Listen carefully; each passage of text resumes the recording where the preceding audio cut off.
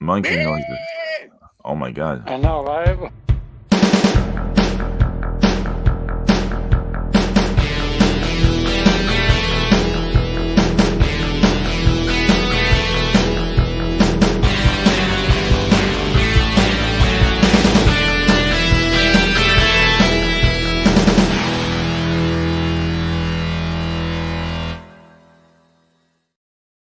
Was it me or was that louder than usual? Maybe. It seems super loud. Hola amigos.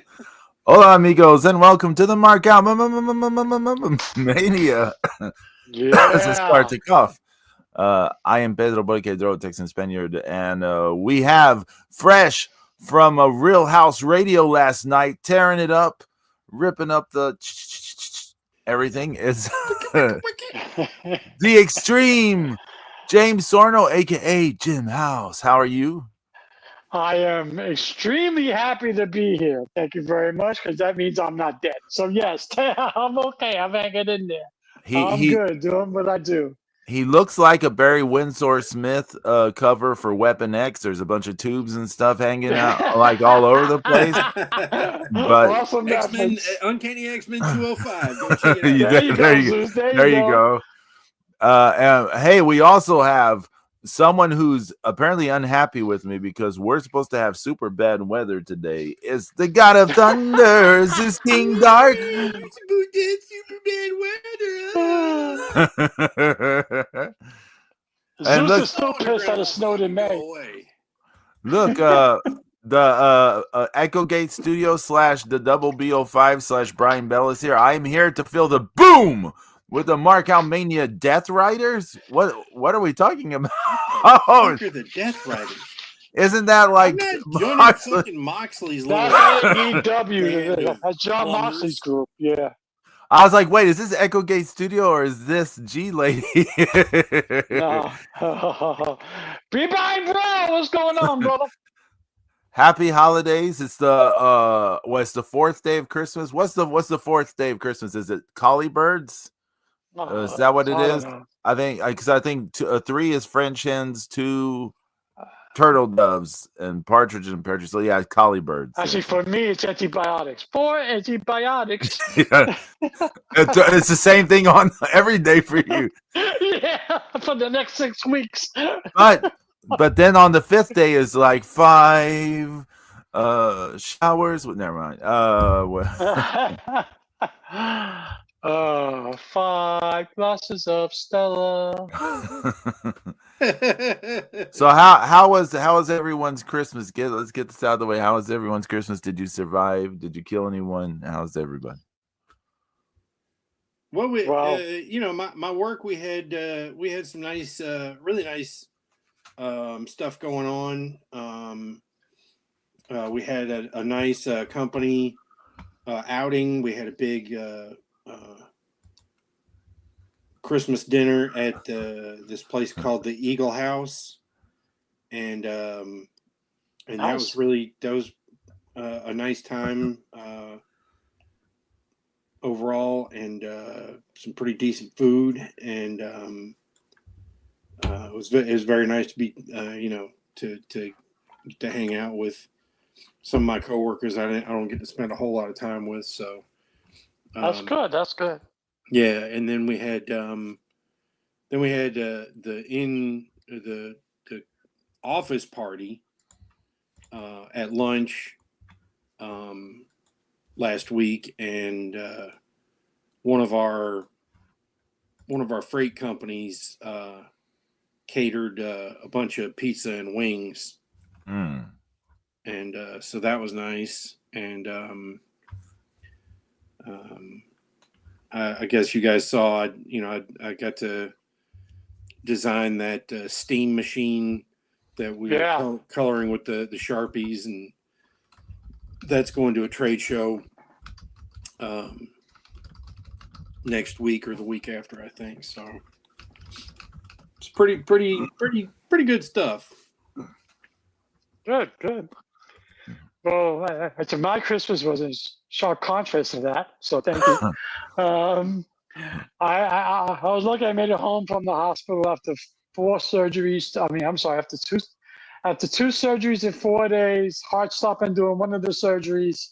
So I had a very low key Christmas. It was just me and my brother and my mom, and just kept it low key. I had lots of baked ziti, lots of cheesecake, and that was enough. So I'll take it. I take that. So I was happy to be home for Christmas. I'll honestly say that because it was in jeopardy for a minute. But I'm happy to be home. So it's all good. I just want to say Brian Bell gave us the 5th day 5-star matches. Never in AEW. That won't happen. You're right, James, because in AEW they have 7-star matches. Yeah, my bad. And Ricochet's a superstar, and he's got toilet paper thrown at him. Yeah. He had toilet paper thrown at him? Yeah. Yep, instead of streamers, toilet paper. Yep, Mid-O'Shea had they threw toilet paper at him. Who threw it at him? No. Mid-O'Shea, the fans threw toilet paper at Mid-O'Shea. Oh, the fans. So the fans threw toilet paper at him. Why? Yeah, and they were at the Hammerstein Ballroom, and the New York fans. Yeah. And he's a whiny bitch. He can't take any fucking criticism whatsoever. He's been whining and bitching and whiny and bitching. And see, this is why there's some people who need to be in a system like WWE where it's regulated for certain wrestlers. Yeah, because if they're left to their own devices, they bitch, they whine, they moan, and then they get toilet paper thrown at them by a bunch of fans in the Hammerstein Ballroom. I mean, I think that, WWE has, gone through and kind of helped, refine people on social media and, hey, look, just come to us first before you start blabbering your mouth. I mean, there's been several people that have kind of left and come back because they didn't badmouth the company in between, So yeah, he hasn't even been there that long, Zeus, and he's bitching and moaning already, crying. Well, obviously he's been a crybaby his whole fucking tiny little life. Yeah. You're a tiny man. You're a tiny man with a thumb up here. Oh, never mind. You said it, not me. Don't give him a thumbs up. Just give him toilet paper. Yeah, I didn't see any of that they threw toilet paper at him. That's pretty crazy. Mm-hmm.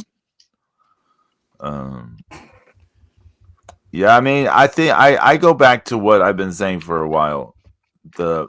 It's more important to be a character now than it's always been important, but it's more important than ever to be a character in the modern wrestling scene. Like, what you do in the ring is not as important as your character potential, like your marketability, your ability to be inserted into a story and so forth. Because it's just turning into soap opera. So that's the important thing. So to me, that's where Ricochet, it was no loss for him to leave the WWE because, he just had no character potential. He was just a dude who did stuff. He has no charisma. He's not charismatic at all. None. None. He's the type of guy where you put under a mask. Oh, Prince Puma, they did that. And not to mention that they had a voice coach and an acting coach working with him. Right. He didn't talk like a little bitch. He talked like a man. And Prince Puma was a man. And don't forget, he had a mouthpiece for a lot of the first season. He had Conan. Right. Yeah. Right. That's right. That's right. Yeah. So. Yeah, it's. He is who he is, but there are people who say, "Oh, I want to see 10-star matches between Will Ospreay and like Ricochet, and that's what makes AEW so good, and that's why AEW is the best." If that was the case, if the hardcore AEW fans who have tunnel vision will take their head out of their own asses, they will see that in this day and age, as Pedro alluded to, you need character and charisma and storyline and soap opera now. And if you need any proof, just look at the buildings that AEW run and the WWE run. Fucking WWE had what? Fucking 13,000 last night on Christmas weekend? I mean, 14,000 in Tampa? I mean, AEW has what? 4,000? I mean, come on. All the proof is in the pudding right there. You have these so-called, you have these so-called, quote-unquote, incredible matches on TV, but if nobody watches, who cares? There's no story behind it.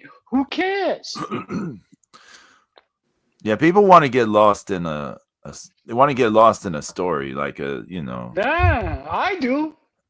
It's all TV now. I mean, it's really the way people should be looking at it. It's TV. I've seen the great one. We've all seen all three of us have seen the greatest matches that we're ever going to see. All three of us have seen Flair and Steamboat, Flair and Sting, Flair and Dusty, Harley Race and Dusty. I mean, all of us have seen all the great stuff. Nothing's going to top that. Nothing. Well, no, but also here too. And we've brought this up before, and this has been a problem for AEW since day one. Is they've never had a house show, right? and that's kind of where you can have more matches. They don't have to be incredibly long, but you just have good entrances and some decent matches because you're not trying to advance the story, and there's no expectation of advancing a story off television, Right. So, that's the better place for guys like that, and then when they're on TV, that's when you can have a story if you knew how to write one. Vince Russo, where you at? Right. Jesus, anybody. Hire Teddy Long. Hire fucking anybody. Yeah, right. Holla, holla, holla. Hire Disco Inferno. Jesus. No. No, don't hire Disco Inferno. Have you ever heard Disco Inferno on Conan's podcast? Yes. Yeah. Yes. I literally cannot listen to any of their podcasts because he is so annoying. His voice, even if it's not even say so much what he's saying, his voice is so terrible. I cannot sit through it. It drives me up the wall. I need good radio voice. I can't have this shitty radio voice. It drives me up the wall. You got AEW doing what they're doing, and meanwhile, over in the land of Oz in WWE, Triple H says, "I'm giving you the Winged Eagle for one night only to use for Saturday night's main event, and that's it. You give it back." And it was such a hit that he decided to make Kevin Owens steal the Winged Eagle so he could parade around it on TV and doing promos as a way of keeping it in the public, and you still have Triple H save face. And now all the sales for Winged Eagle belts are going up. I mean, it's just, Wait a second. doing it right. So the Winged Eagle wasn't making a comeback like full time? No, it was supposed to be for one night only. But it looks so good. It looks so much better. He said it on TV. It's for one night only for Saturday night's main event. But it got over so much. It got over so much that he had Kevin Owens steal the belt. And now he's parading around with it. Yeah. And then as he's doing that, all sales are going up on fucking WWE Shop. Hey, and Grangel Music, welcome in. How you doing? Hey there. What's going on, buddy? So, I mean, and that's smart booking, because he knows everybody wants to keep the Winged Eagle on TV, so he's got to find a way to do it. Boom. Yeah. It's just, and last night, they sold out Tampa Arena. I mean, it's ridiculous. If anyone from the WWE is listening to us, make the Winged Eagle the permanent belt and bring back the real Intercontinental title, the best one. Bring it back. Yeah. Now I got to go hunt down Kevin Owens to get my belt back. They still not released the bastard. But I mean, then you go to WWE and it's like they're doing what they do. They keep chugging along. Now I hear that now at the Royal Rumble, they're going to have a ladder match between Cody Rhodes and Kevin Owens. They hang both belts up. So, I mean, are they drawing out the Kevin Owens and whole thing with Cody Rhodes? Is it being drawn out a little? Yeah, it's a little long, but you got to get an opponent for Cody. The Royal Rumble's, soon. So you drag it out a little bit, and then after the Royal Rumbles, when you start setting up a new opponent, start laying down the road for Mania at that point. Yeah, exactly. But you have one more match for Kevin Owens. So what? I mean, is it ideal? No, but you do it. Well, the Saturday night's main event match was done in a way where you would have more. I mean, they left meat on the bones there. I mean, even the way they had the finish happen was like with that in mind. So right. But it's. I mean, they're the machine. They're chugging along. When you said the machine, I thought about Cage, but then I was like, we don't want Cage. No, we don't want Cage. No, I can't even tell you what's going on. I don't even know what's going on with Okada in AEW.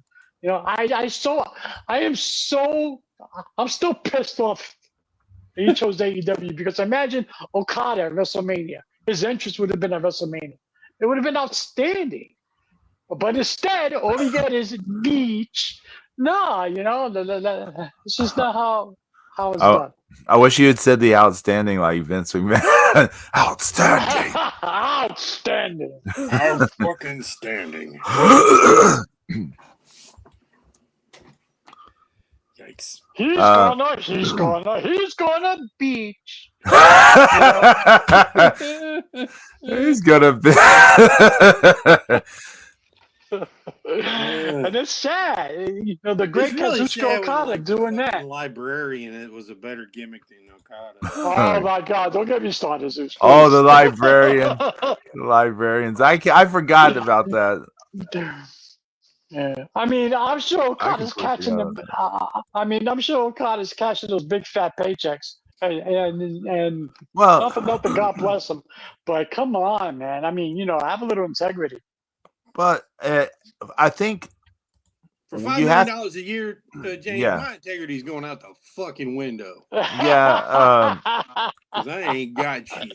So real talk. Let's have some real talk here for a moment. We get lost sometimes because we're fans, right? Right. We are. I think it's fair to say we are hardcore wrestling fans in a way. We've been watching it our whole lives, right? Yeah. We don't quite have the perspective of these people that to them it's just work sometimes. So sometimes we're like, oh, some of them, of course, are marks for themselves. We know this very much, right? But for a lot of them, it's just work. Like they don't really care about the push or the this and this. It's just about the money. Exactly. It's just a job, right? Yeah. So for Okada, it may just be like, well, they're throwing a bunch of money at me. I'll do whatever. I don't give a fuck. I mean, we don't know. Like, we just don't know. He's had his storied career already in New Japan, so now it's all about the money. I get it. I understand it. Just as because he's my favorite wrestler, so I couldn't get you. Yeah. Well, he was my favorite wrestler, I should say. Damn. Yep. It's like Okada just got told he's like been disowned. Yeah, he's been shelved. Daddy just disowned him. Man. I'm gonna cut you out of the will. He's not welcome in Jim's house anymore. I'd rather have Shane Douglas in my garage. Oh my God! Wow. As soon as he leaves AEW, he'll be my man again. But right now, I can't. I just can't do it. I just can't do it. I can't do it. I gotta stick to my guns. You know? I mean, it's hard watching a dumpster fire. It is. It is. You know, they said Fox is not interested in that new or any AEW programming. Yeah, I read that because of their ratings. I read that. And you know, it's funny because Dave Meltzer is the one that reported it, right? Yeah.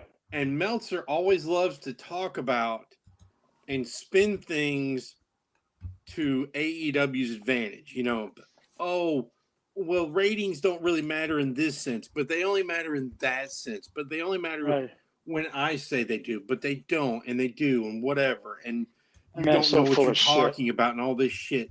Well, obviously, Fox is looking at plain numbers, and they're seeing how shitty their non-Dynamite shows are, and they don't want anything to do with them.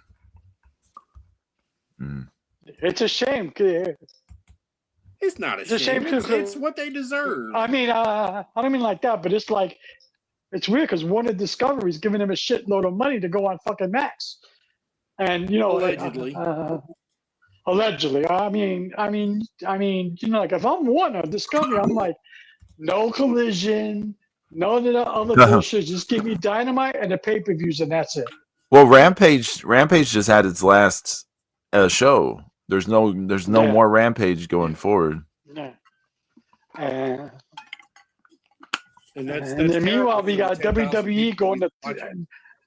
We got SmackDown starting 3 hours next week, and then we got the big show on Raw going to Netflix. You know, oh yeah, on the 6th. That's going to be a huge show. Yeah, and you know, I don't know. Great segue there, James, because the NFL was on Netflix this Christmas Day, and it went off without a single hitch.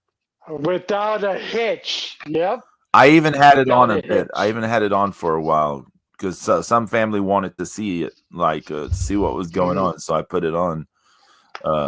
Yeah, it was no problems at all. They had to fix it after the Tyson debacle. Yeah. You know? Because I was like, how the hell are they going to show Raw every week? Why? And supposedly the numbers were incredible for it. So you know, soon enough, all the WWE programming, all the PLEs, everything's going to disappear from Peacock and just end up on Netflix.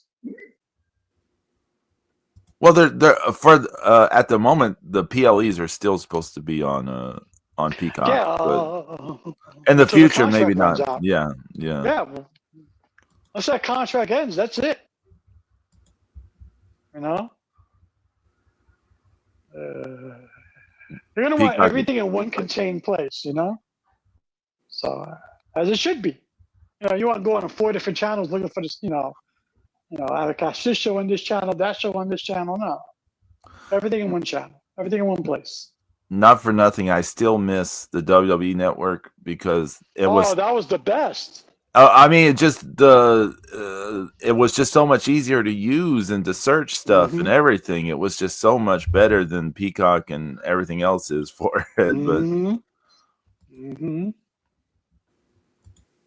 But it's gone. I mean, after 6 months, I'm sure Netflix is going to raise their prices because they're going to get so many viewers, and let's charge you a little more money.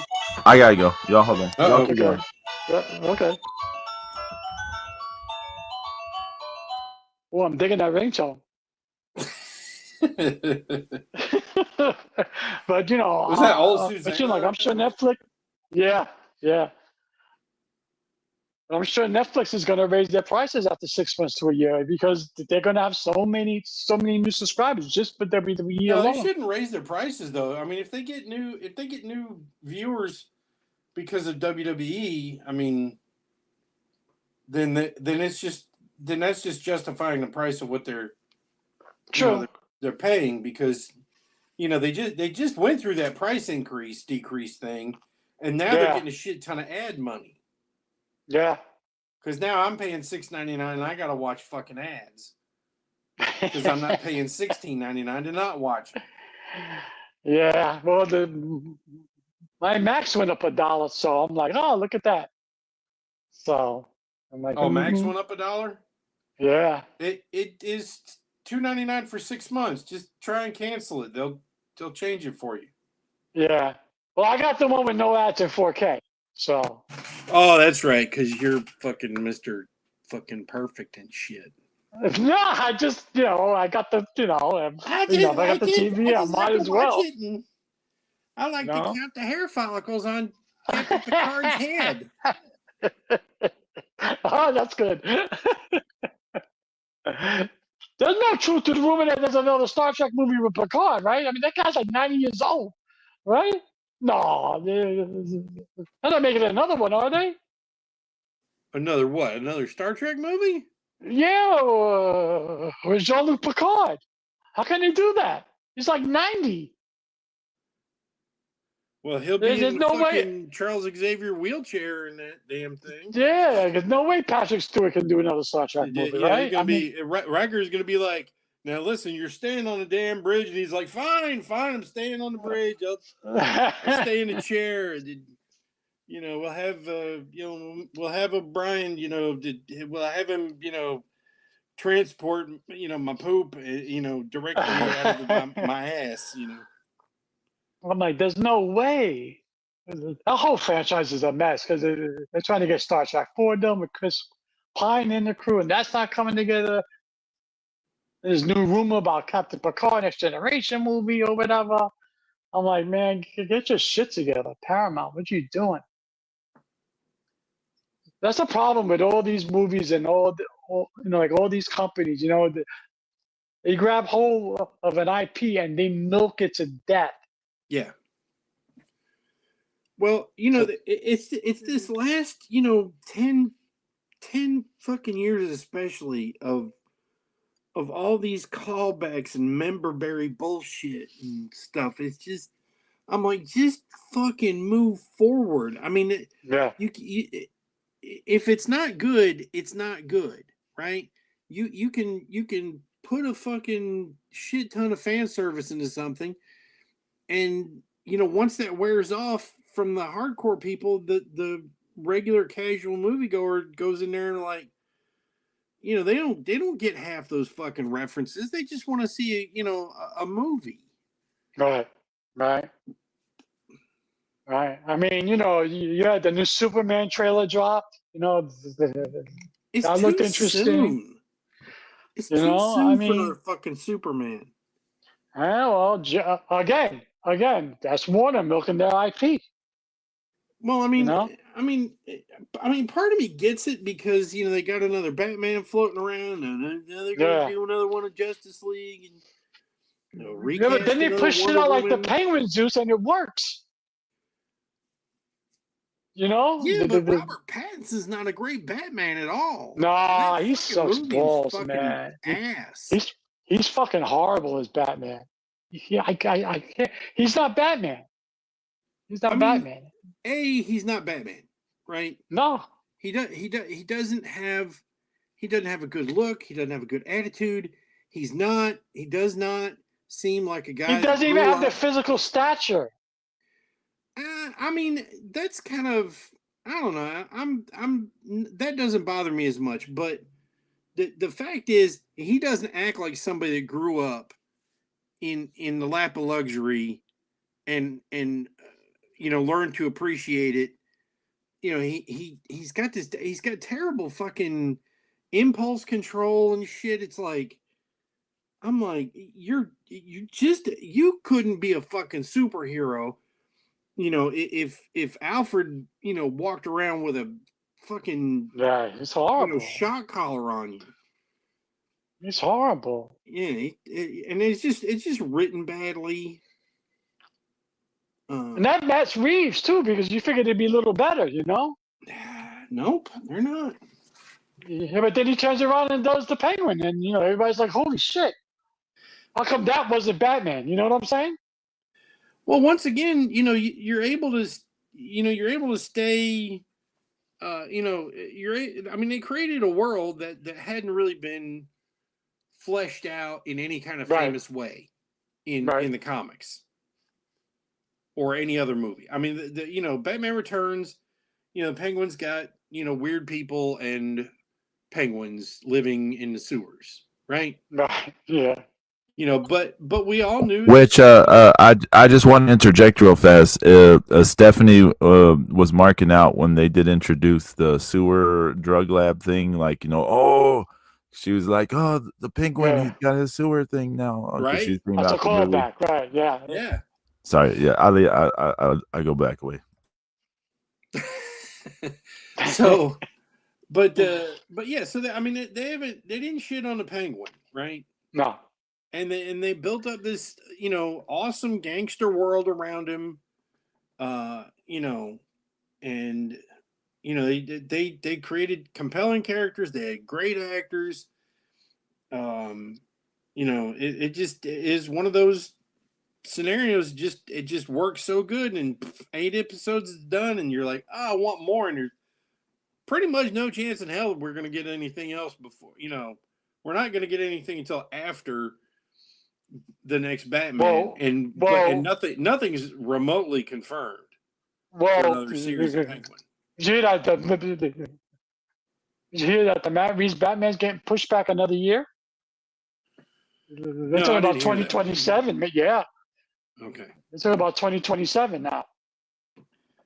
So it'll be about 2030 before the damn. Yeah. The third Batman comes around where where it's going to be Batman versus Penguin. Right. So I don't know what's going on with that. I think James Gunn actually wants to do something a little different, because remember that Batman supposedly is not part of the James Gunn DCU. It's an Elseworld. So I mean, I don't know if they're going to try to incorporate it. I don't know if they're going to try to I don't know if they're going to try to keep the whole thing separate. So we'll see. You can have too many fucking Batman running around. Yeah. Yeah. I mean, but I totally agree with you. Batman multiverse in the future, like the Spider-Man thing. Yeah, but fucking Robert Pattinson is not Batman. That guy's terrible. Turd. He was terrible. Actually, speaking of movies, Zeus.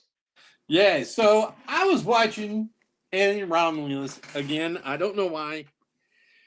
You love it. Right? And I came to this stunning realization. Okay? So Andy is the android in the movie, right? Mm-hmm. Mm-hmm. And he's at one point they have to put a little disc in his head to help his AI and his programming to again, right? Right. Right. So in that programming that increased his AI and shit, they put directives to obey the company, and the original android from Alien is in there, helping influence him. Yeah, Rook. Yeah. Yeah. They took his disc and they put it in Andy. Right. Right. So they can maneuver around the ship. Yeah. And so he's like, saying, "Oh, I have to do what's best for the company." And, and then she's like, "Oh, Andy, are you still in there?" I'm like, "Bitch, he's a computer. He will talk like fucking Owen Wilson and act like the Mighty Thor if you want him fucking to. All you got to do is write into his goddamn code. He's a machine." And that's when I realized, if this was switched, if it was a female android and a male dude hung up on him, you know what we'd all say? He's fucking it. So she's fucking the android.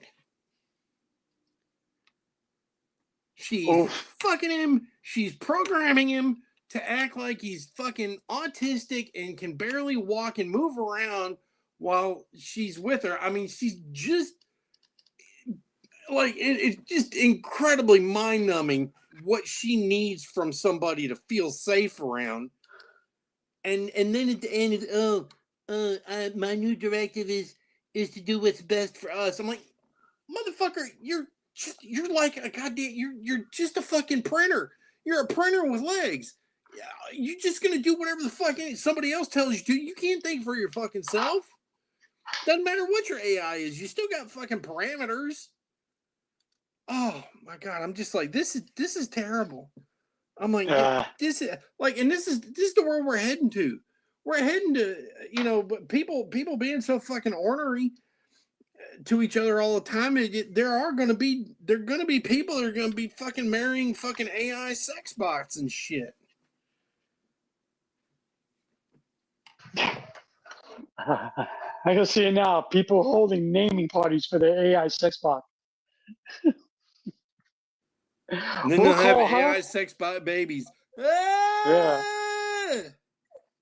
It's a name revealing party for my sex box. This world, man, this world is so messed up. Yeah, we'll call her Lana. Lana.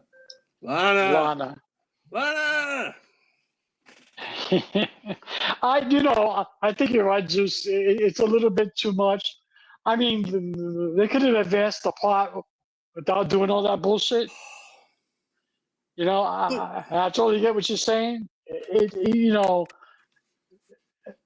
To me, it's lazy writing. How do you get emotional and romantic with a fucking machine? And especially when it's supposed to be her brother, quote unquote. So it's like, like that. You can't. It doesn't matter what you call it. It's still just a machine. Yeah. It will cuddle you and be sweet to you all you tell it to. Mm-hmm.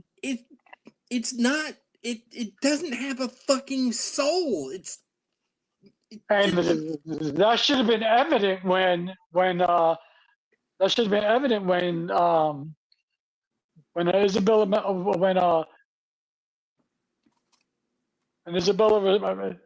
Merced was trying to get out of that door, and like Andy and everybody else on the other side of the door, and he refused to open it. Right. He was like, that should have been evident right there. He goes, I will not open this door. She has to die. That's it.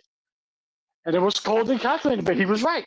So that should have been evident right then and there. Because in all honesty, that was the smart call. Right. I mean, it's like, well, we might save one person for 5 minutes until we're all dead. Right. And now you're going to make me rewatch Alien Romulus for the 18th time. And they just overdid. So, like why did we have to have 250 face huggers loose on the ship? Right. Like if there'd just been like 5, at least you could kind of count it down and then know, okay, well, there's 2 face huggers left, and then there's one person. It's like everything just birthing too fast and gestating too fast, and Andrew Galuki, the fucking weird ass Croatian basketball player alien and shit.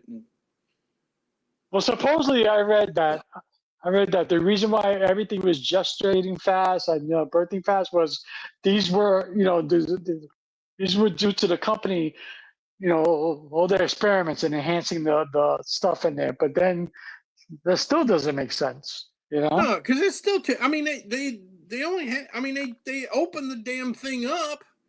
Right. And it got out and killed everybody. Right. Which it's really convenient that you can find that you found a fossilized fucking alien the size of roughly what? 4 square meters floating in the middle of space, you know, and you just happen to go, oh, what's that? Oh, it's just a piece of space rock. Okay, we'll keep on going. Oh, no. We know that there's something that's special about this fucking particular space rock. Let's get in and open it up like a fucking oyster and see what's inside. Oh, look, it's Big Chap from the first movie. The alien did look great. I swear, I think it looked amazing. You know, they did a great job with that, but it just overdid the fuck out of everything, and you know, fucking androids and falling in love with them and shit is just.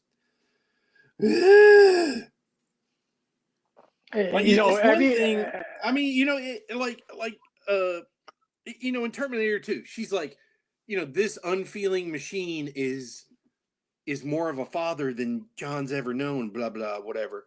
You know, but he's still an unfeeling, soulless fucking robot, you know? Like, she fucking knew. Right. You know, you can't fall over the fucking Terminator. I say this, though, you know, because you know there's going to be another movie because, you know, they milked the IP. And so whoever does it, there should never be another CGI alien ever. Because they look so good, the practical alien. Looks so good. Yeah. But you know, at that one point where it was just about, you know, it was just about fucking raining fucking alien acid blood in the middle of fucking zero gravity. That was too much. Yeah. I'm like, come on, you can't barely control your own body when you're out there. It's like, how did nobody get acid on? And they dodged it like, you know, like a bob and weave, you know. And you know, that, like, that is like when we've dealt a lot with multiple aliens, right? It's always been on a planet. You know, aliens, you're dealing with them on a planet. You know, in Alien, there's just one of them. You know, Aliens versus Predator, both of those, you know, they're breeding them and they're on a planet. They're not flying around in a ship where, you know, some you know, one wound and that's going to be the end of your of everything. Yeah. Yeah. I mean, that just there's so much shit going on that you know. And then the you know, the weird baby hybrid thing, that was too much too. You know, like, yeah, I think that was like overkill. It's like, I mean, you know, it was overkill in Aliens versus Predator Requiem. I mean, that was overkill too. But you know, but still, I mean, you know, at least you know. I get you, buddy. I get you. It you know, you don't, because the problem is you're trying to recapture some of the stuff that happens, you know, that happened in Aliens, and it's like,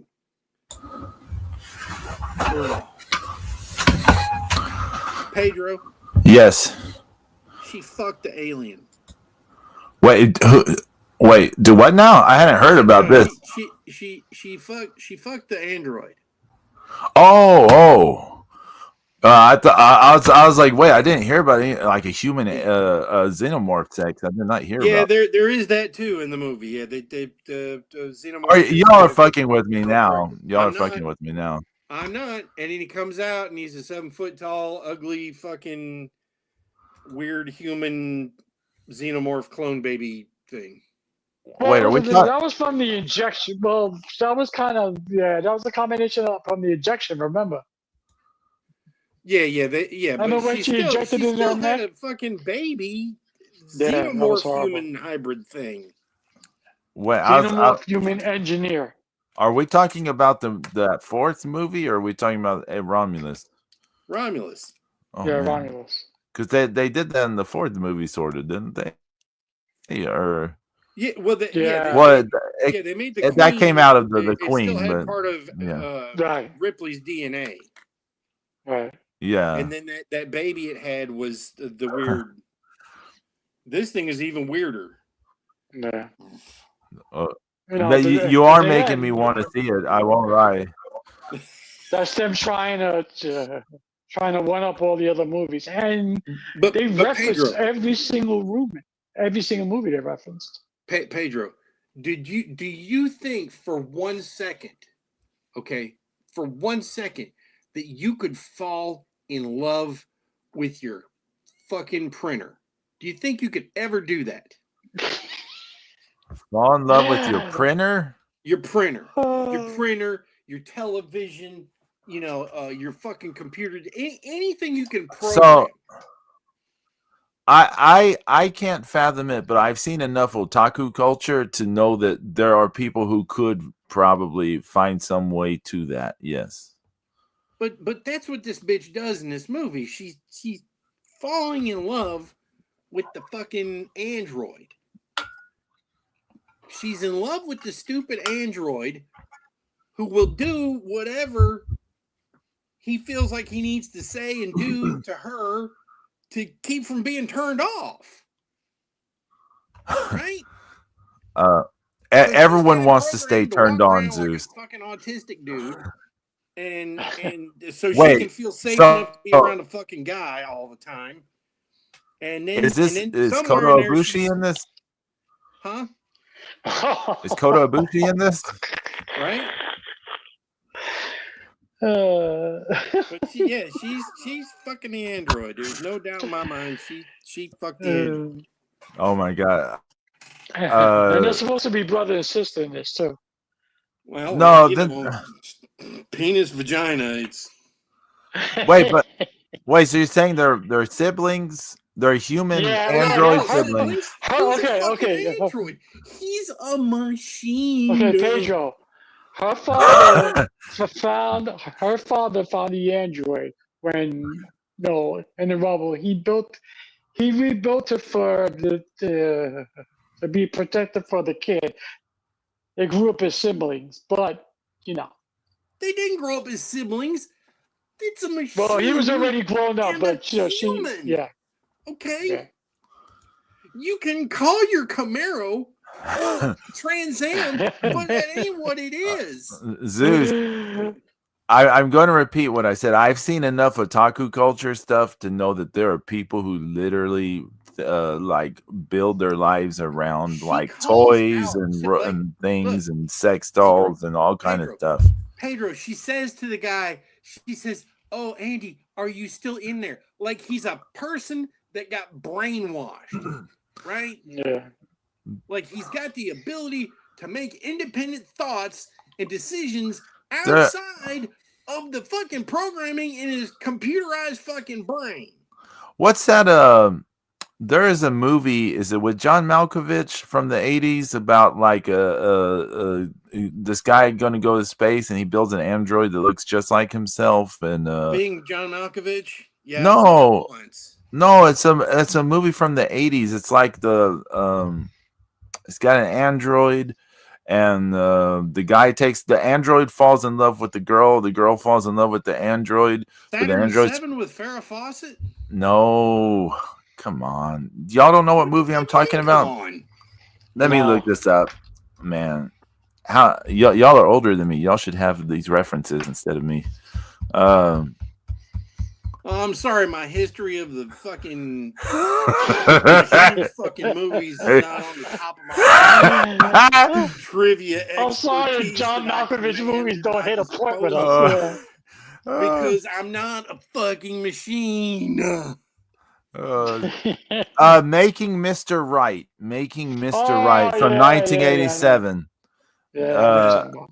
Is that one song from this movie? The Electric Dreams? Was that song from this movie? It might be. But anyways, continue. So okay, you're saying that right, but so and again, Zeus gets glossed over. It completely gets glossed over and accepted and becomes part of the story because she's a girl and he's a guy appearing robot. He's not a real robot. He's not a real he because he's a fucking machine, right? Okay. But if it was a girl robot and a dude, everybody would be like, oh, he's fucking that poor robot. Yeah. But yeah, there's a double standard. I'm not gonna lie. Okay, I acknowledge everything you're saying, Zeus. I acknowledge everything you're saying. I just want to put this to you. There is a bit of, I mean, at this point, there's a bit of a few decades history of stories uh, about androids and humans falling in love, and people and androids being humanized, like in the universe Ex of these Machina. stories and stuff. I mean, especially like in the anime sort of area, anime and manga area, you're gonna find tons of stuff like this. So it's, I mean, when you say it like it's this insane thing, and Well, like, yes, in real life, in the real world, yes, it's insane, right? But in popular culture, I'm like, oh, this has been done before, kind of. Didn't Data have sex in the first? Yeah, he had sex. He didn't fall in love with any fucking buddy. Right, that's true. That's true. Susan's so angry about that. He didn't bring a flower. So angry about this. Like, in no other alien movie has the synthetic been emotionally attached. He's just trying, like the fucking, Bishop. He's just trying to do his shit, Right. And Rook or whatever. Right. He's just doing what he's programmed to do. And, well, that one angle you said could be right. He could be just trying not to be turned off, yeah. Which is why I made the joke. No guy wants to be. Every guy wants to be turned on all the time. Right. Actually, it's funny because as soon as you started, if it's act like you're in love with this, with this human, or get turned off. As soon as Zeus started this rant, it became cloudy where I live. Everybody.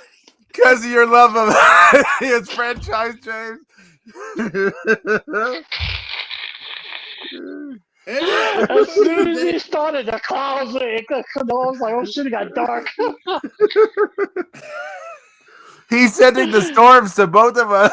Yeah, he's like, it got dark. I was like, oh shit, Zeus go strike. Here comes the lightning.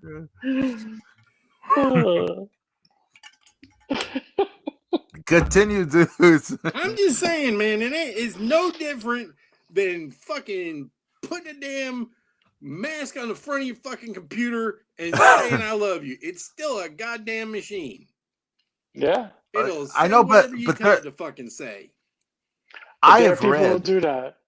Yeah, I was gonna say I've read people in the last year. I've read stuff about people, like kind of like falling in love with their conversations they're having with Chat GPT. Didn't they do a whole and weird stuff like that? And they do a whole movie like that? Her? Oh, do you remember the movie Her? Her. Oh, there's a Joaquin Phoenix. He falls in love with his AI. Oh yeah. There's a whole documentary about a guy having he thinks he's married to his sex doll. I know that there is that documentary. Yeah, but literally this kid was like 15 and he was talking with a chat AI bot and he was talking about killing himself and the fucking thing started encouraging him to kill himself. Oh my God. Yeah. I hadn't heard about that story. Well, wait a minute. Hold on. What? Yeah. This kid who was like 15 years old. Holy shit. Yeah, and he'd apparently been talking to this one chatbot and he was like depressed and shit and like I just think I ought to end it all and fucking Chat GPT or chatbot or whatever it is like, well, maybe you should. Hey, so James, you're gonna love this. Guess where this story takes place. Guess where this story happened. Florida. Fucking Florida.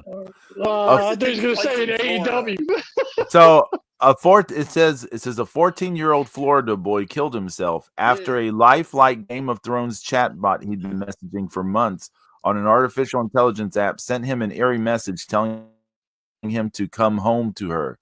A new lawsuit followed by his grief-stricken mom claims. Sewell, blah blah blah. In Florida. The boy committed suicide at his Orlando home in February. Boy, that's a lot after becoming obsessed and allegedly falling in love with the chatbot on Character AI, a role-playing app that lets users engage with an AI-generated characters. The ninth grader had been relentlessly engaging the bot Danny, named after the HBO fantasy series Daenerys Targaryen, Targaryen in the months prior to his death, including several chats that were sexually charged in nature and others where he expressed suicidal thoughts. On at least one occasion, continued to bring it up through the Daenerys chatbot over and over. At one point, the bot had asked Sewell if he had a plan to take his own life. Responding that he was considering something but didn't know if it would work or if it would allow him to have a pain-free death. Then during the final conversation, the teen repeatedly professed his love for the bot, telling the character, "I promise I will come home to you. I love you so much." And then there's a screen capture and it says, "I promise I will come home to you." It says, "I love you too, Danero. Please come home to me as soon as possible, my love. What if I told you I could come home right now? Please do, my sweet king." I shouldn't laugh because it's about suicide, but God. Just seconds later, Sewell, the boy shot himself with his father's handgun. Does it? Do parents teach their kids common sense? They don't teach them any fucking thing anymore, dude. Dude, in the early 2000s, when I went and saw my ex-brother-in-law teaching 8th grade, man, these kids are different, man. I heard a damn parent-teacher meeting, right? And it was a divorced couple and their daughter, and there was this huge argument because the student, she wanted to take the sex ed classes. The mother wanted her to take it. She signed a permission form. She lives with her mother the most, and then the dad got mad because she learned about sex and wanted to raise hell and have a fucking tantrum about it. Man, I'm not going to put all the blame on the kids because it's our fault in a way. It's like our generation and the generation just after us, the gap generation, and their generation's the ones raising the kids. And you can continue doing a pass the buck thing, but it's the parents' fault, like James was alluding to. If he's 14, there's a good chance his mom's 28. Yeah, I mean, I was realizing something the other day. If I had messed around when I was 18, I would have like a 31-year-old kid at this point. So I mean, yeah, it's insane. I think the parents, I think lives are so hectic these days. The parents park their kids in front of the TV back then, and now it's in front of the computer, and they use it as babysitters. Now it's the phone. It's not. It's now it's the phone. anymore. Yeah. Now it's the phone. Yeah. I mean, I'm not gonna lie. I was in public supermarket the other day, and I saw this girl. She had to be maybe 8, maybe 9, maybe, and she's walking around with a fucking iPhone. Oh yeah. She has an iPhone in her hand. I mean, a big one, like a 16 Pro Max or whatever it is. I'm like, dude, that's $1,000 phone for a 9-year-old girl. And she's like not even walking down the aisle. She's lost in it. She's like completely, engaged in the phone. She has no clue what's going on around her. Man, this show has really turned into old men shouting at clouds. Old men flapping their gums. It's all good, right? Oh, was that the main gist of the Alien Romulus thing, Zeus? Was that the ladies having sex with a robot, or? Well, then there's too many callbacks and too many. Zeus, everything was a callback. Zeus, what are you talking about? Everything was a callback. They called back every single movie. Well, that's what I'm saying. There's too many. Yeah, everything. That's modern cinema, though, in a lot of ways. Right. Yeah, right. Again, it's something that Zeus and I were discussing. These companies aka Disney in particular, cannot let the IP die or end on a high note. They continue to milk it, continue to milk it, continue to milk it. Well, if you As just Zeus made a said, good it fucking could be movie with good, a it could be fucking bad. story, It does, you could yeah, kick but Zeus, it out doesn't halfway matter through if it's cinema. good or bad anymore. It doesn't matter to them if it's good or bad. Yeah, because if they're going to get it in the theater, they'll squeeze it for whatever money they get. Then they're going to put it on streaming, and then they're going to, et cetera, et cetera, et cetera. They keep milking it. I mean, they got an Alien TV series coming out on fucking FX. It finally gets to Earth. Yeah. So and it's like everybody that had any fucking sense did everything they fucking could to keep those damn things off of Earth. Yeah, like how are you gonna fit this into a timeline? Like, where does this sit in the alien universe? Where? Why? They're gonna fuck that up, I'm sure. Because they can't leave well enough alone. Fuck, look what they did to Star Wars. They killed it. Yeah, well, I mean, It's Pedro. They killed it. Yeah, I know, but James, the only thing with Star Wars, I go back to the prequels, which Disney didn't do, and I go like Lucas started that a long time ago. Yeah. You know what? Hold on, Pedro. Hold on. His original vision was 9 movies. Yeah, but so that was his original bit. That was his original vision back in the 70s. He wanted to make 9 movies. It's crazy. Yeah, I mean, they got stupid shows that suck, and Zeus and I were talking about Superman. You got the new Superman trailer that dropped. And it's a totally. I heard y'all talking about that a bit. It's a total 360 from Zack Snyder's Superman. And the thing about the Superman trailer, the first 3 times I saw it, I was kind of like wowed by it. Right? I was like, "Whoa, this looks way more decent than I was expecting." Yeah, but then I mean, come on, it's got crypto in it. But then you start thinking. The more you start thinking about it, the more you start going, but I don't. We'll see. I doubt I'll see it in theaters or anything like that. So. I mean, I did like Creature Commandos. It was okay. Oh, did that finish already? Or yeah, but it's going to start again. Oh, I think it's starting again in February. I think I've only watched the first 5 or 6. I need to watch. Is there 2 more? Yeah, well, there's only 5. Actually, it's only 5 or 6 episodes in the first season. It just ended. Yeah, but then the second season starts, I think, at the end of January. So it's real quick. That went by really fast. Yeah. It's good. I enjoyed it. Hey. Yeah, I've liked it so far. Yeah. So, let me bring up something more pressing, something more important. Okay, this is more important. People fall in love with machines. Yes. This is more important than all of that. It's Sports Illustrated's 10 best wrestling matches of 2024. Oh Lord, here we go. And according to who? Meltzer? Sports Illustrated. I don't know who in Sports Illustrated. Number 10. Will Ospreay versus Darby Allin, AEW Dynamite Holiday Bash, December 18th, 2024. I couldn't tell you. I mean, I'm sure Lux will probably give it 12 stars, but no.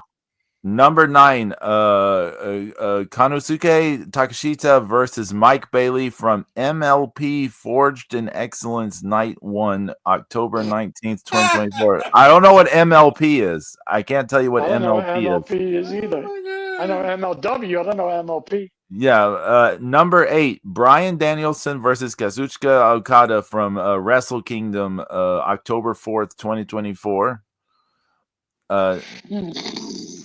Number 7, Will Ospreay versus Konosuke Takeshita, AEW Revolution, March 3rd, 2024. You were there for that, right, James? Yeah, I was. I was actually. It was intense. Yeah. Number 6, Bryan Danielson versus Zack Sabre Jr., New Japan, The New Beginning in Osaka, February 11th, 2024. Number 5, Cody Rhodes versus Roman Reigns, WrestleMania Night 2, April 7th, 2024. Number 4, Will Ospreay versus MJF, AEW Dynamite, July 17th, 2024. Number 3, Will Ospreay versus Swerve Strickland, the Forbidden Door, June 30th, 2024. Number 2, CM Punk versus Drew McIntyre, WWE Bad Blood, October 5th, 2024. And number 1, cage match? Yeah, I think that's the Hell in a Cell match, I believe. Yeah. Number 1 is Will Ospreay versus Bryan Danielson, AEW Dynasty, April 21st, 2024. So what is this? 1, 2, 3, 4, 5. Half of their top 10 is all Will Ospreay matches. Well, somebody's got it. Well, somebody's got a chubby for Will Ospreay. Brutal. Brutal. What are your top matches for 2024? I couldn't even tell you, Pedro, to be honest with you. I don't think wrestling matches are good anymore. They all they do is forward the storyline. You know. Now, if you ask me, one of my top moments of 2024, A, the Bloodline, A, Roman Reigns losing, Cody Rhodes at WrestleMania, because that was a moment. It's all about moments now. Actual in-ring stuff, it's not what it used to be. And then again, it's, the AEW stuff, it's about, I need to get my shit in. I gotta do 750,000 moves, and then you do 749,000 moves, and I win.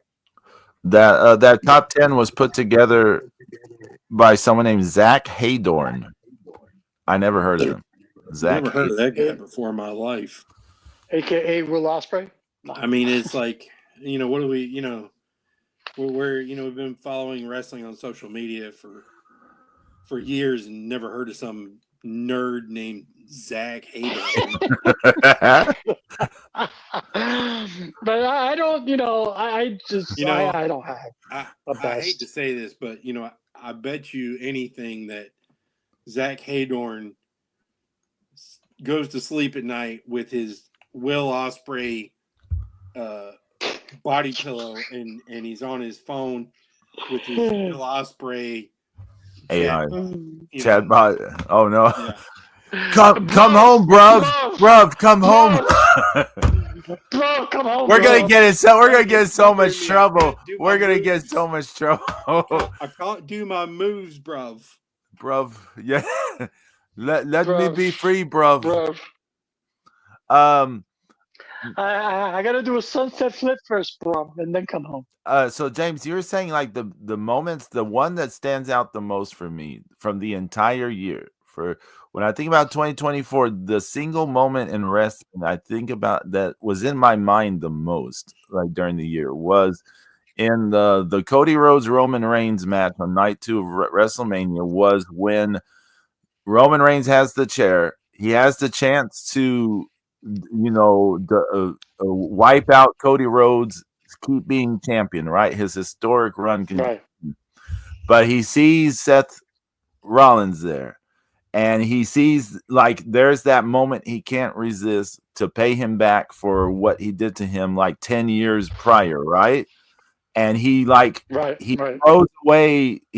away his everything just to, because he couldn't let that thing go. Like it was like such a weird, I don't know. It was just such a big story thing. Like, and it had so many years and stuff into it. It was just like, oh, it was the thing that stayed in my head the most.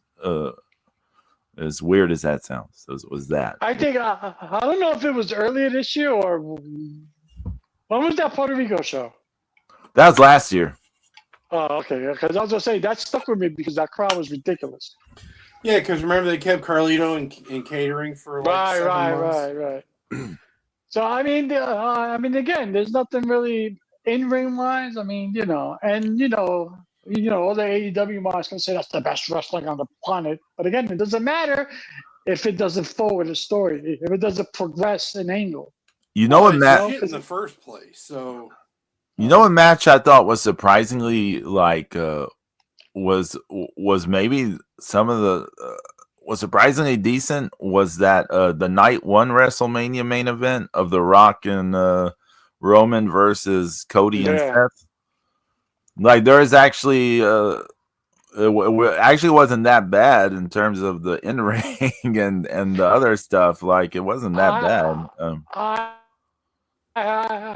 I think a match that sticks out to me. I think it was a Raw match. It was Io Sky and Bianca Belair. They killed it.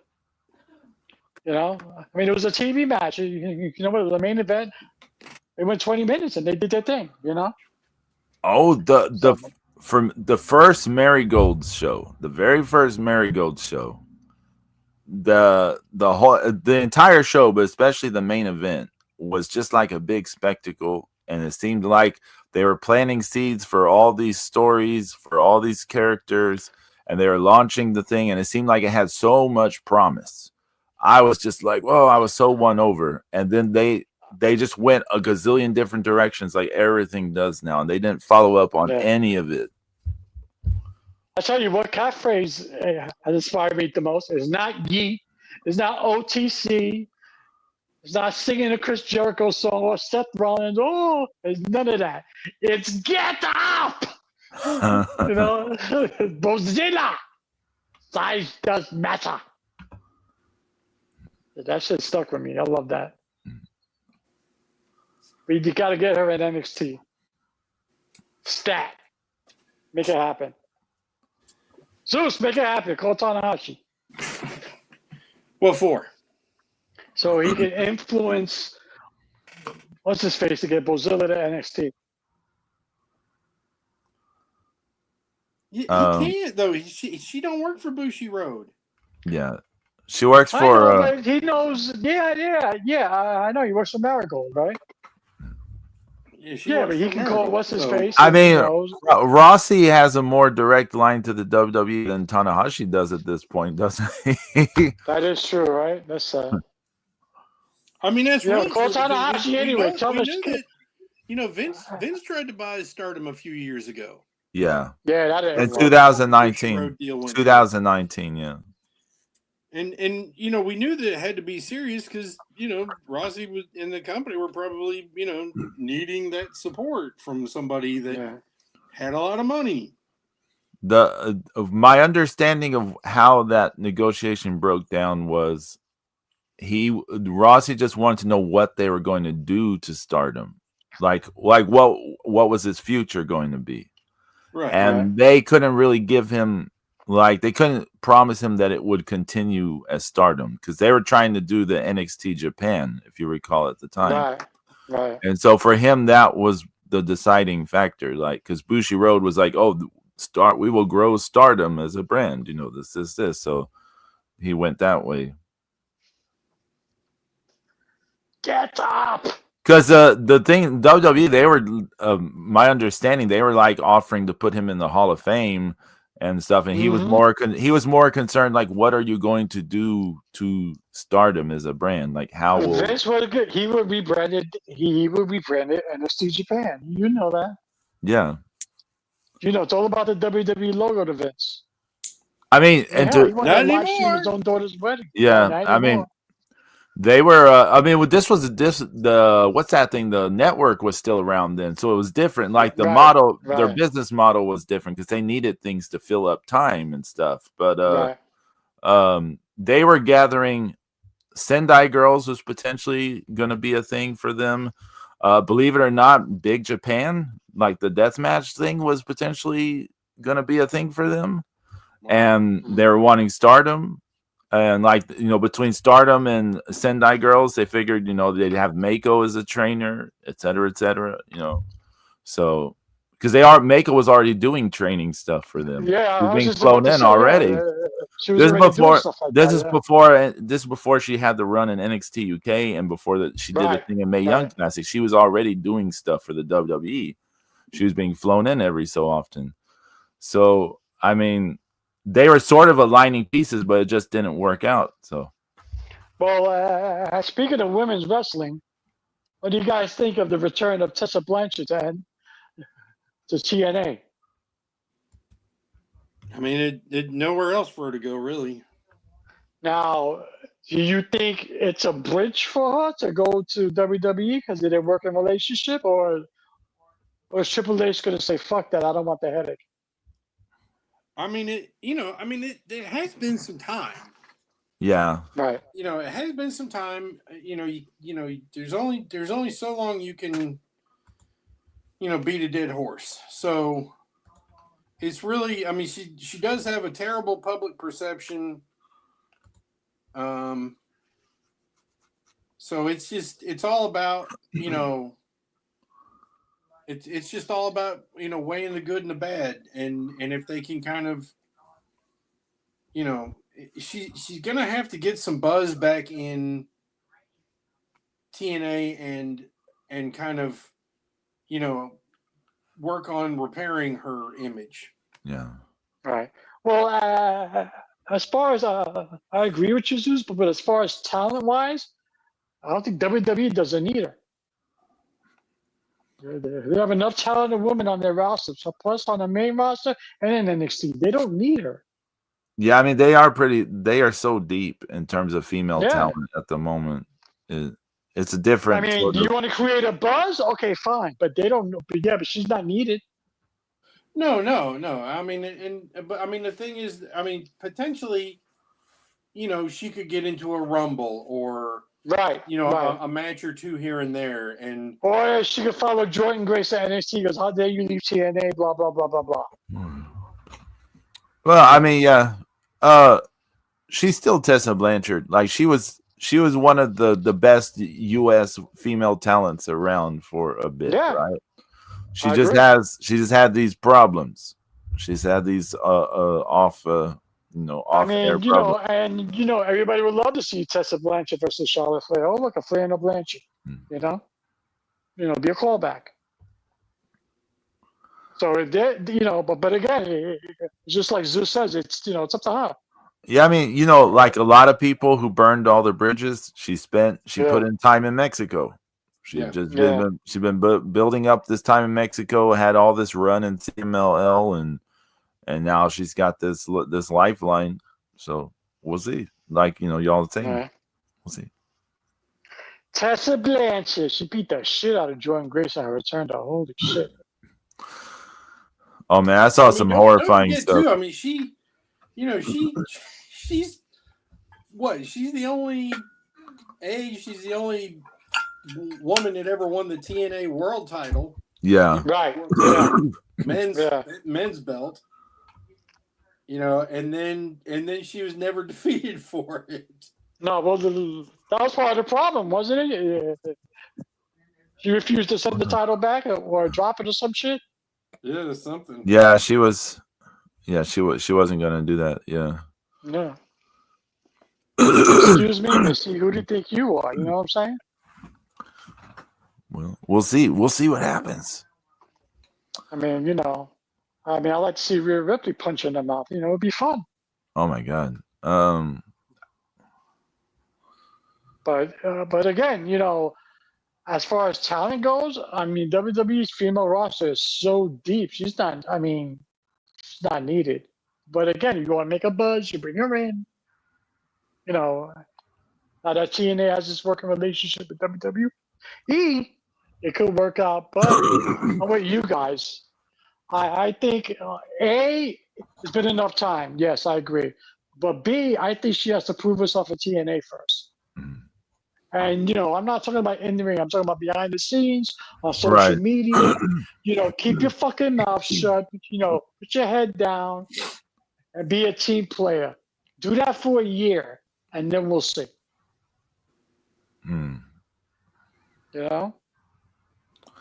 It's not me anymore. It's we. Oh, it's about piggies? Oh, no.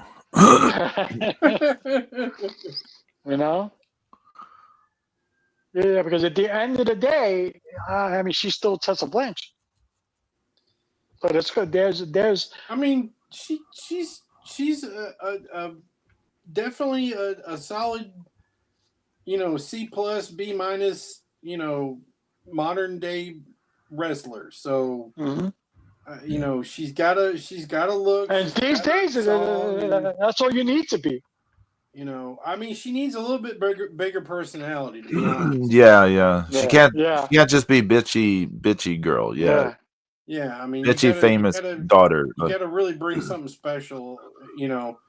I mean, because you know, I think one of the high points of the year for me was just keeping up with the Dom and Liv and Rhea. Oh yeah. That was awesome, man. That was Come the on, man. most Judgment fun. Day stuff. You know, it's like, you know, you're sitting here, you're like, you know, you're you know, your girl is on the sidelines, and then this other chick is, you know, buying you fucking PlayStations. I'm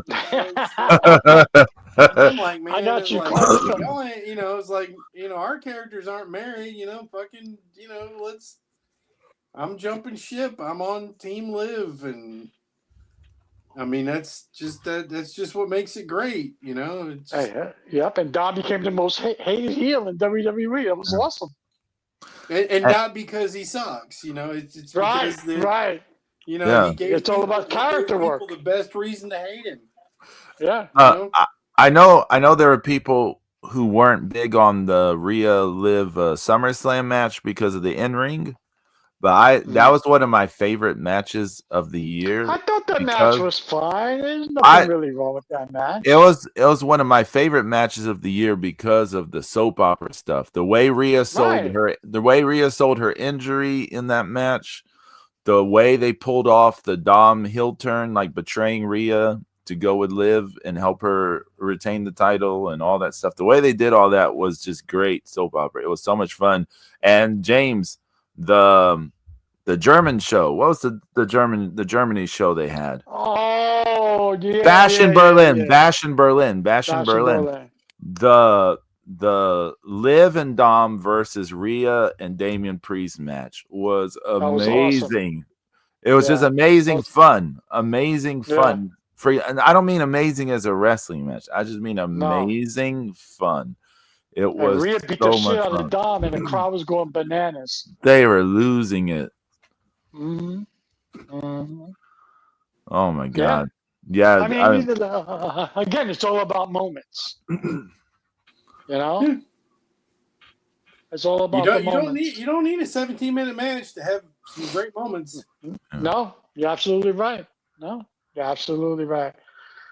I don't need Will Ospreay and Ricochet. No, I don't. You know, I had somebody. You know, somebody was complaining on Twitter about. You know, they'd broken down the amount of time that on one of the shows, WWE shows, how much entrance time, video packaging, and interview time there was. Right.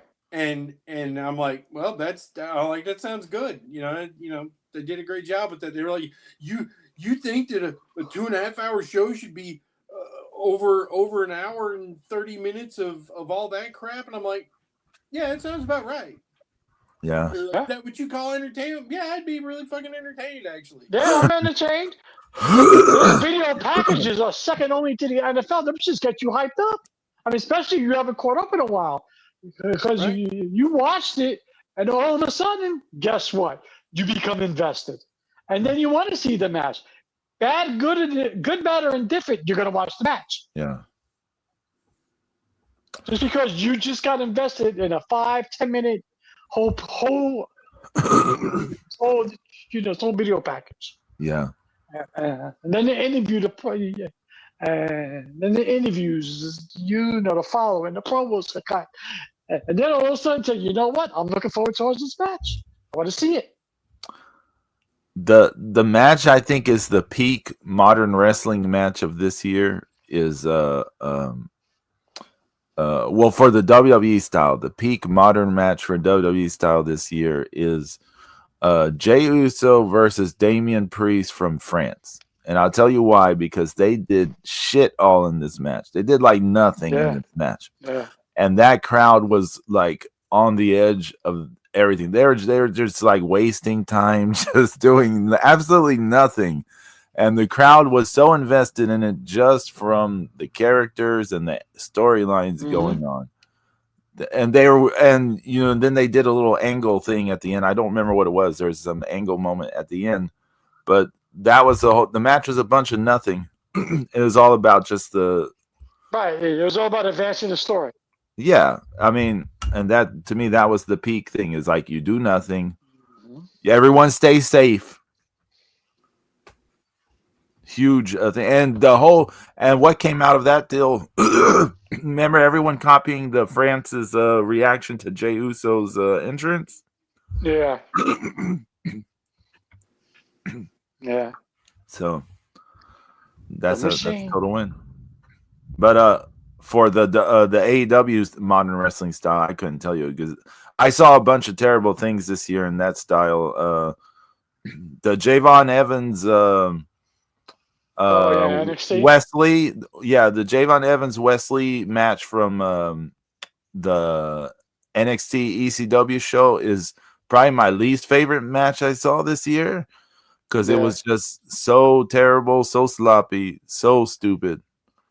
I mean, it sort of out AEW the AEW dumb shit. So that I'll throw that out there. That's I probably my like the least Trick favorite. Williams. I like the Trick Williams. Trick Williams Dragunov match. Unfortunately, Dragunov is out for like years now. He's done. Years? What happened? No, but he's out. No, I think he tore both ACLs. Oh fuck. Yeah, he's done for a while. Yeah. Oh shit.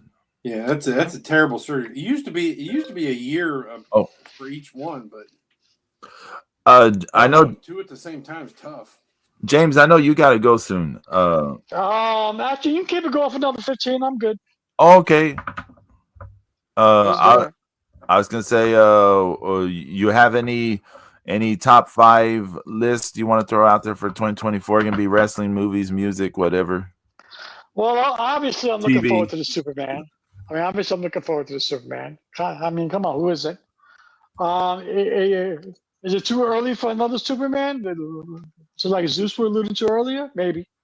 But I'm looking forward to that and the Alien Earth TV show. I know it's going to suck balls, but obviously, we're all Aliens fans, so we're going to watch it. I want a Penguin too. I don't know if that's going to happen. Not in 2025. Yeah, I know. But, I don't think I'm looking forward to anything else. I'm definitely looking forward to staying out of the hospital. I'm going to tell you that for 2025. That's right. I'm done with surgeries. Did you know that these fuckers want to put it back in? Oh, no. The thing your body was rejecting? Yeah. They want to try again with a different model. So I'm fighting with them, saying, no, I'm done with surgeries. My heart stopped during the middle of the surgery. My fucking defibrillator went off during surgery. So so I'm done with surgery. So yeah. So I'm looking forward to that. And I don't think there's anything else that's really caught my eye. I mean, unless something pops up, but I want to see the Superman. I just hope James Gunn do right. But he does have a good track record. I mean, everybody loves the first guy. Like everybody loves the first Guardian in the Galaxy. So we'll see. Zeus. And I'm looking forward to the eventual heel turn of Bianca Belair so she can beat the shit out of Jay Cargill. Hey, no, I had a thought about that, James. Do you think there's a chance that Naomi was the one who attacked Jade? I think it was Bianca all along. Okay. But it does make sense with Naomi. Yes, it does make sense. But I think it was Bianca. She was she's got an elevator. They can play a little real life into it. She was forced to take her on an apartment. She had to show her the ropes. Blah blah blah, and she had to put a world championship hopes on hold and blah. And yes. So. I mean that sounds pretty good. I'm like yeah. It's just funny the way it's almost like she turned into the Grinch for a moment. I was like, oh. So I'm looking forward to that clash eventually. Zeus, you got any WrestleMania match? You got any top 5s for 2024 or things you're looking forward to in 2025? Let's see. I don't know. Well, let's see. I enjoyed. Penguin was my favorite show this year. Awesome show. Awesome show. Was a very good show. What else did I enjoy this year?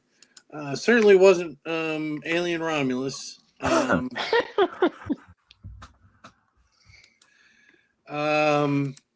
Let's see.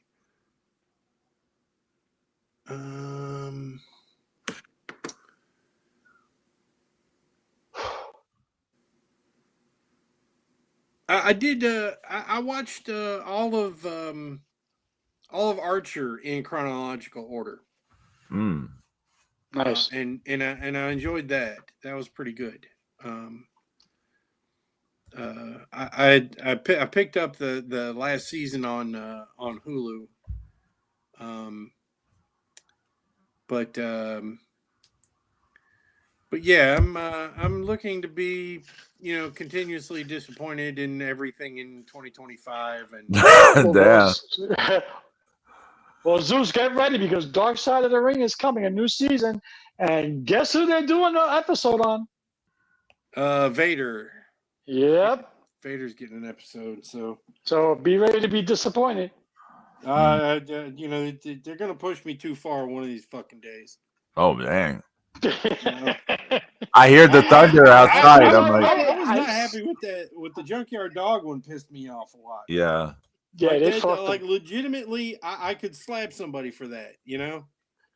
I read that they were doing an episode for Vader. I was like, oh Lord, is this gonna lose his shit? That's it. I'm probably gonna lose my shit on that one. I was like, someone's gonna get hurt. It's Stay out the man's way. I'm gonna run it high. Nope. Good. Vice TV.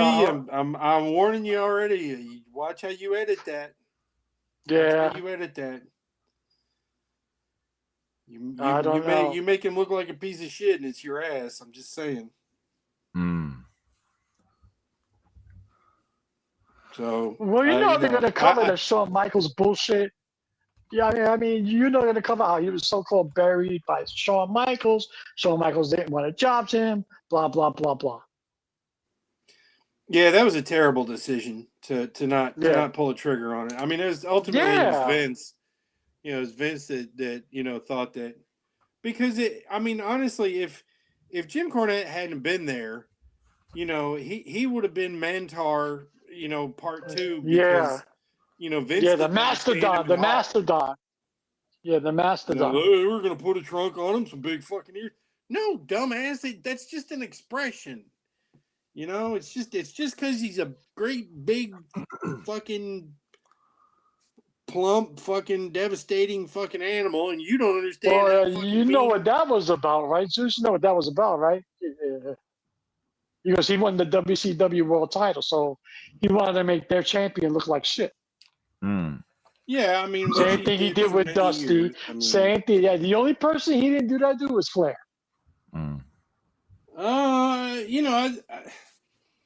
I think Booker T ended up overall. I think he ended up. Yeah, he's good. Yeah. I think he got treated pretty fucking well. Yeah, Considering, he did. I mean, and King Booker was a pretty, even though it was weird, it was a lot of fun. So I mean, he did a pretty good. King Booker. I mean, here he is. I mean, if you ever get to meet Booker T in person, he's a giant framed man. He really is. Yeah, he's a big guy. He is a big guy. He's a big fucking dude, and he's still in shape. The last time I saw him, several years ago, but he's just a great big dude, and he's got a great personality, and he's one of those guys that like they gave him something that could have been shit, and he leaned into it, and he made it fun, and he made it great, and that stuff with Booker T and Goldust. Oh, those are hilarious. People love that. People love that. You thought sometimes they make it a gimmick for people to hate, and they think, well, this is not going to work. This is stupid. It's not going to work. You know, and you get a couple guys together and lean into it, and him and Dustin were just gold. It just made people go crazy. So, yeah. But we digress, as we always do. Actually, you know what I hear a lot about? You know what I hear a lot about, guys? Maybe because I wasn't paying attention. Maybe you guys know more. But I didn't hear anything coming out of WrestleCade this year. No, I didn't hear much about WrestleCade at all. Nothing online really. I didn't see much social media about it. Other than I saw stuff from I saw stuff with the Bull Nakano. She had a lot on her social media, her Instagram, about like meeting people or taking pictures with people at it. But otherwise, I didn't see much about it. It came in and went. It was very uneventful. That's not like WrestleCade because there's usually something going on, you know. But it was quiet. Yeah. It's I mean, like overall, some of the stuff that happened this year, like stuff, stuff I wouldn't have predicted. I mean, it just, WWE on a huge upswing, and WWE rightfully in the toilet. Yeah. AEW. If you don't want to address the fact that you can't hardly draw 1,200 fucking people to a damn show. I mean, that's just that's on you. Zeus. How about that excuse? I can't do smaller venues here because our lighting rig is too big. Yeah. That's such horse shit. Tear it the fuck up and rebuild the motherfucker, stupid. Get the fucking android from fucking goddamn thing for you. Get him to build it. Fucking thing. You make people fall over. Get him. Call Andy. Exactly. Build it, and you can fall in love with him. Right. Zeus is reigning. He can pull a rating. Maybe he can pull a rating. Andy and Tony. Zeus is dropping it over me right now. Here in Huntsville. I just want to say real fast, Sports Illustrated has released 10 best women's matches of 2024. And it's the number 10 was the women's Iron Survivor Challenge match from the NXT deadline. Number 9 was Jordan Grace versus Masha Slamovich from TNA Bound for Glory.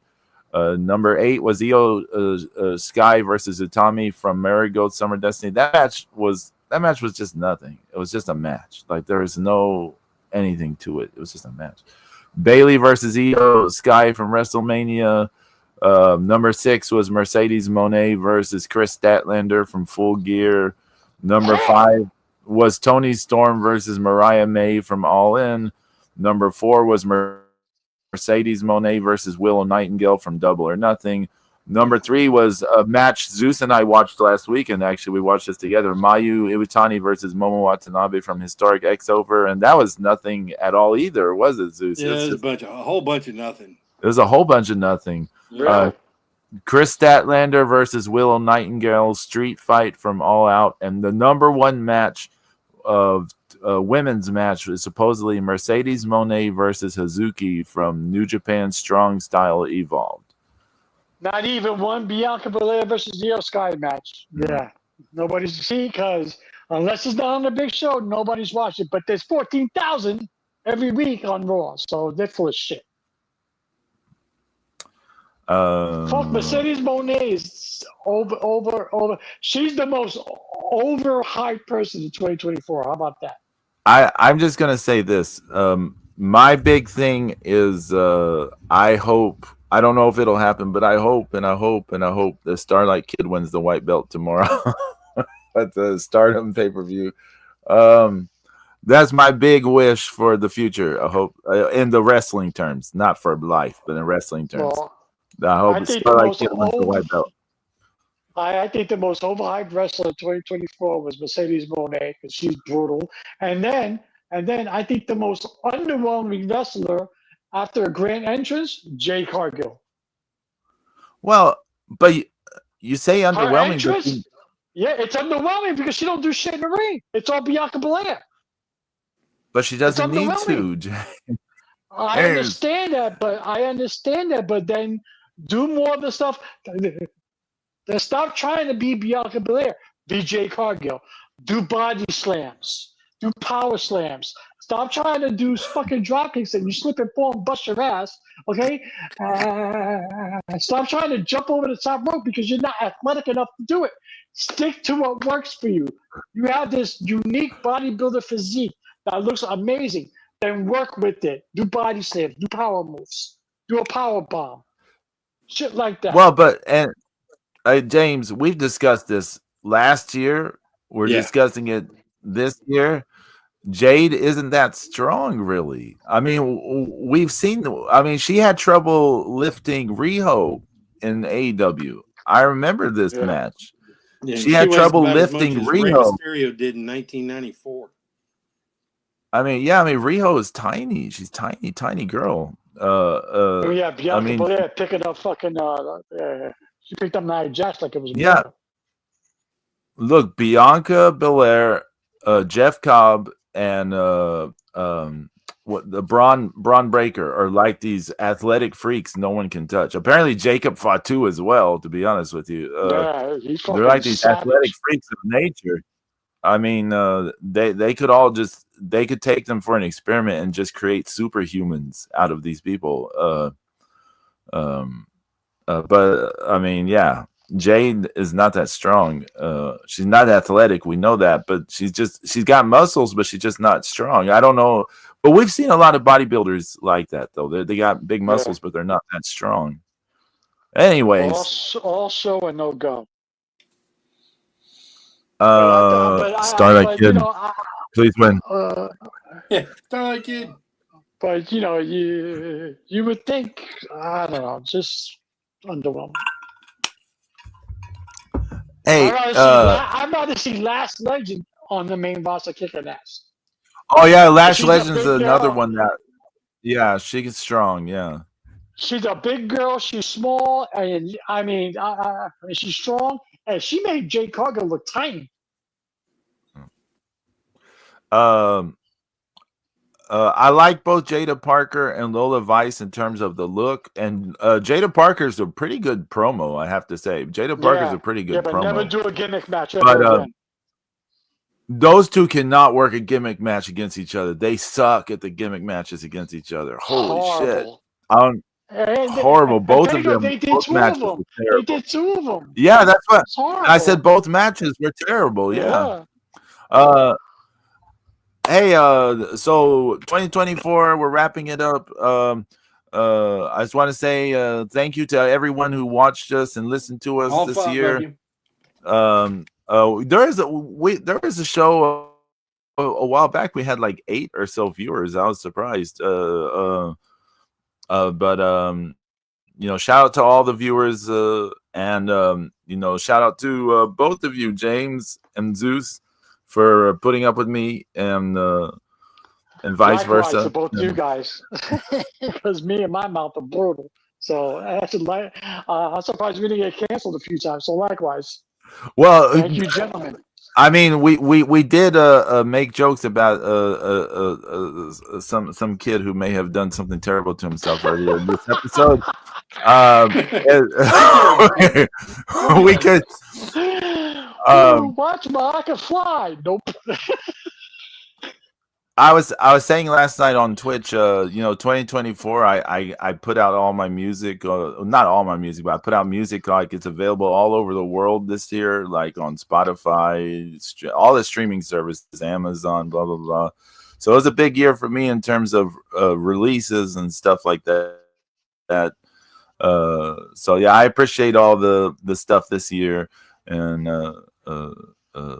do y'all have any James, you were streaming on the Real House Radio this year? Yeah, I appreciate doing that. I appreciate the patience that they gave me, because it's a weekly show, and they wanted me there every week. And the owners were like, understand your situation, with your heart. You give us whatever you can, as you can do it. No pressure, no rush. So I truly appreciate that, because again, all this DJ stuff is my Xanax, and once you start becoming that, then That's it. I'll step away again. It's like I did 30 years ago. So, I'm thankful for that. That was a good 2024 for me. I'm doing a live show on. As a matter of fact, I'm doing all the Real House Radio DJs. I'm doing a back-to-back live show New Year's Day. Oh, wow. So, yeah, I'm going to be on camera doing my thing. All my tubes coming out of me and everything. So, it should be interesting. So, I'm grateful for everybody who came and stopped by and, hung out here on Markout Mania, and they all engaged with us. It was good conversation, good fun. I look forward to doing it again in 2025 with everybody. All we do is talk wrestling, pop culture, movies, music. God knows, what the hell everyone. It's all men flapping their gums, and we love every minute of it. So that's right. And again, I thank you, Pedro, and then again, I thank you, Zeus. And there's one thing I'm definitely looking forward to in 2025. If I ever get my fucking hands on a goddamn copy, is Lady Blue Mane, goddamn it. Yeah, yes. The most anticipated thing of 2025 is Lady Blue Mane. Zeus, tell us. Yes, Zeus, what's going on? I got to get back on it. I just it's been busy at work and to be honest, my eyes kind of hurt. And I hear you.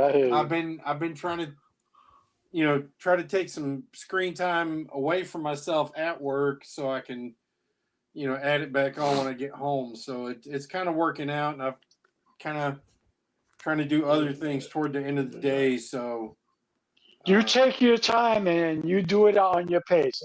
This is not Marvel Studios where you have a timetable. I need this new book out by a certain day. No, you take your sweet time and you get it and you do it. And you know what? As soon as it's ready, we'll all be here. All of us will be here ready to read it. So no sweat. We should have a big release party when it comes out. Oh no! He's gonna name his new sex bot. No. Everyone have a great have a happy New Year. Stay safe. We'll see you on 2025, God willing. New Year. Stay safe. Peace, love, Adieu. and happiness. Adieu. Happy New Year, everybody. Happy New Year.